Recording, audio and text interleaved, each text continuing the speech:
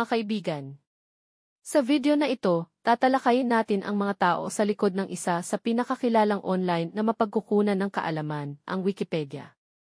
Sino nga ba ang nagtatag ng Wikipedia? Tara, alamin natin. Wikipedia ay isang libreng online encyclopedia na makikita natin sa bawat sulok ng internet. Pero sino ang nagbigay buhay sa napakagandang proyektong ito? Ang Wikipedia ay inilunsad noong Enero 15, 2001 ng dalawang visionary na sina Jimmy Wales at Larry Sanger. Si Jimmy Wales ay isang entrepreneur mula sa Alabama, Ligis.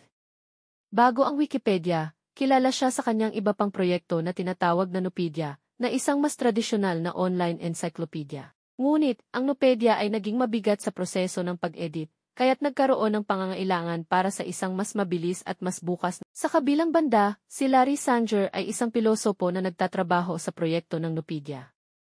Siya ang tumulong sa pagbuo ng ideya para sa Wikipedia, gamit ang isang mas magaan na approach na tinatawag na wiki na teknolohiya. Ang wiki ay nagmumula sa isang Hawaiian word na nangangahulugang mabilis, kaya tumutukoy ito sa mabilisang pagbuo at pag-edit ng nilalaman.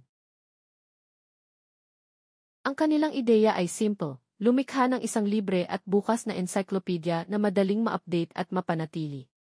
At sa ganitong paraan, naabot ng Wikipedia ang milyon-milyong tao sa buong mundo. Noong Enero 15, 2001, ipinanganak ang Wikipedia. Ang pangalan ay nagmula sa kombinasyon ng dalawang salita, wiki, na isang uri ng collaborative website, at encyclopedia. Ang pangunahing ideya ng Wikipedia ay maging isang libreng encyclopedia na maaaring ma-edit ng sinuman. Sa pamamagitan ng mga volunteer contributors mula sa buong mundo, lumago ang Wikipedia mula sa isang maliit na proyekto hanggang sa isang global na sanggunian na may milyon-milyong artikulo sa iba't ibang wika.